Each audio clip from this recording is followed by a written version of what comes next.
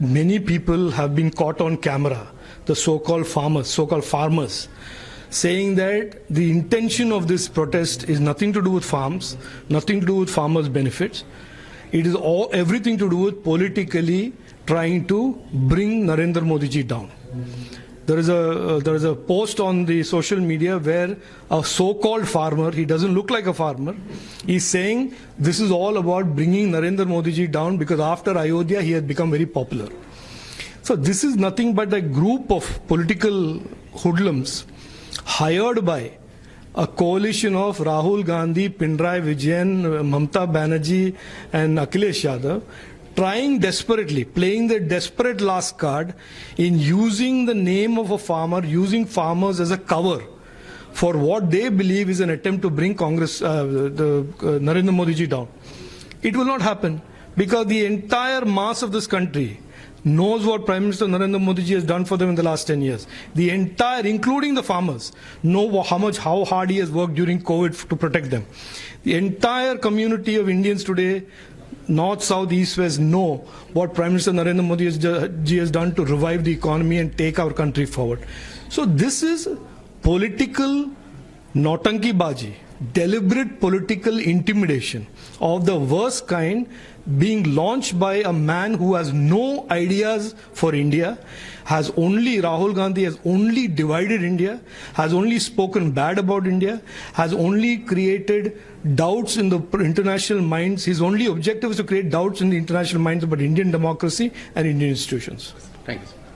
Passes a resolution against this, the delimitation and also the one nation, one election. So what is your... Look, the Tamil Nadu government is a desperate government. It is a government that everybody knows is a government that is setting new standards in corruption. It is a government that is a dynastic government. And many of their ministers are already in trouble for corruption. They are trying desperately to distract the attention of the people of Tamil Nadu by creating these false narratives of South versus North, Tamil Nadu versus the rest of the country. These are all desperate tactics of a desperate political ideology that is dying. Today, every Indian is proud of being an Indian first, and then, of course, of his own community, of his own state. No amount of this type of political filibustering, no amount of this rhetoric, no amount of believing that people can be manipulated and exploited by fake narratives will work. The people of Tamil Nadu, like the people of Kerala, like the people of Karnataka, like the people of India, rest of India, believe in their great country. They believe that you can be a Kannadiga and an Indian. You can be a Tamil and an Indian. You can be a Malayali and an Indian. You can be a Punjabi and an Indian. So therefore, this type of deliberate divisiveness is an old strategy by these old political parties. Initially, Congress tried it. They tried it on basis of religion. They tried it on basis of caste. Now, Tamil Nadu's DMK government, which is a part of the INDI alliance, is trying to use language and regionalism as the way to divide people. So, last one question: does what's your views on this? The role of the technologies like the AI, the digital public infrastructure in the revolutionizing government operations and governance? Look, our Prime Minister has made India in the last 10 years a very different India. As you know, he has transformed India. We were a fragile 5 economy in 2014. We are a top 5 economy today. We are one of the most respected nations in the world in terms of our economic growth. We are the fastest growing economy in the world. And most importantly, in innovation and technology, we are amongst the fastest growing countries in the world. Prime Minister has always believed that technology means more and more entrepreneurship opportunities for our youngsters, more and more opportunities for jobs for our youngsters. And he has called the next 10 years the India Techade, where he believes for youth of India there will be many, many opportunities in cutting-edge areas as well as normal technology areas. Today's Future Skills Summit, the first ever global summit being held in India, is being held in Guwahati to tell the youth of India especially the Northeast, that in areas like semiconductor, in areas like artificial intelligence, in areas like the blockchain, in areas like cybersecurity and the internet and high-performance computing, there are many, many opportunities that are coming up. Today, the attendees in this conference are the who's who of the technology world. NVIDIA to Intel to AMD to IBM to Microsoft to Wipro to HCL and to Kyndryl. They have all come and said one thing: we want more talent. We are short of people. We want more and more talented young Indians, provided they have the necessary skills. So this is the message that going forward, Prime Minister has already prepared a country that represents many, many jobs and entrepreneurship opportunities for our youth.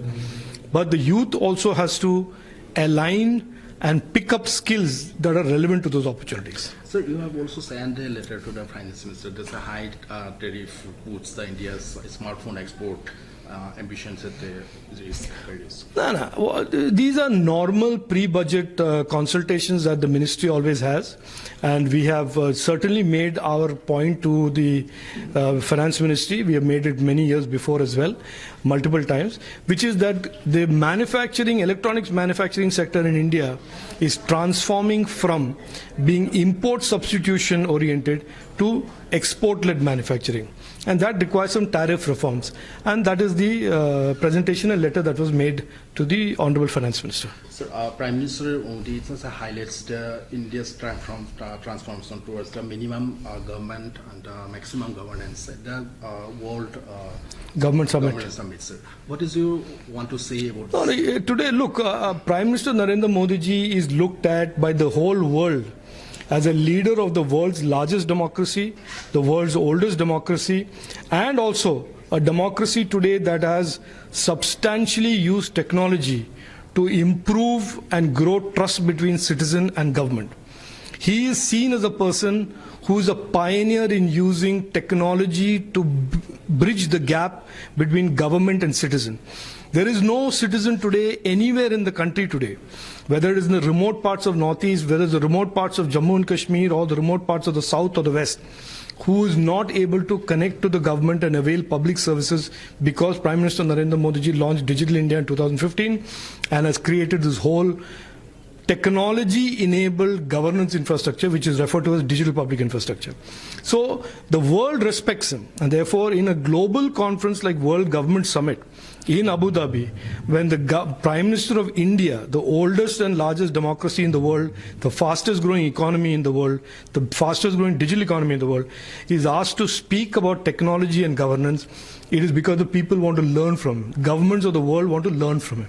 Sir, everyone actually talking about the uses of the AI, but we have seen that lots of the misuse of the AI, like I said, the facts. Technology in general has a lot of positives, a lot of positive impact and good that can come from technology.